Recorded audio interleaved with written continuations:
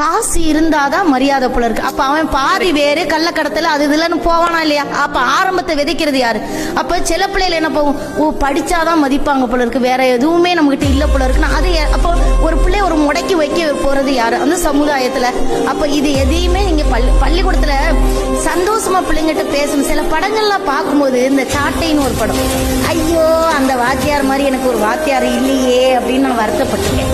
அந்த வாத்தியம் பாருங்க, முட்டாள் பிள்ளையில கூட அவ்வளோ ஒரு இதா கொண்டு நம்ம உற்சாகப்படுத்துறது. அந்த கை தட்டுதல் இருக்குல்ல குழந்தைகிட்ட, எவ்வளவு நீ 100 மார்க்ல 2 மார்க் வாங்கிட்டியா, அடுத்த தடவை பாரு இந்த 2 மார்க் கூட நீ வாங்க மாட்டேன்னு நினைச்ச, நீ 2 மார்க் வாங்கிட்ட, அப்போ உன்னால முடியும், நீ அடுத்த தடவை 4 மார்க் வாங்கி காட்டி பார்க்கலாம், உனக்கு ஒரு பென்சில் ஏதாவது கிஃப்ட் கொடுக்குறேன்னு ஒரு டீச்சர் சொன்னா அந்த பிள்ளை அடுத்த தடவை 4 மார்க் வாங்கலன்னா நீங்க சொல்லுங்க பார்ப்போம். அதுதான் உற்சாகப்படுத்துறது. அதை இன்னைக்கு யாருமே செய்ய தவறிடுறாங்க. நான் ஞானி மாதிரி பேசக்கூடாது, நாளைக்கு யாரும் மாட்டிக்கிட்டேன்னா தீவா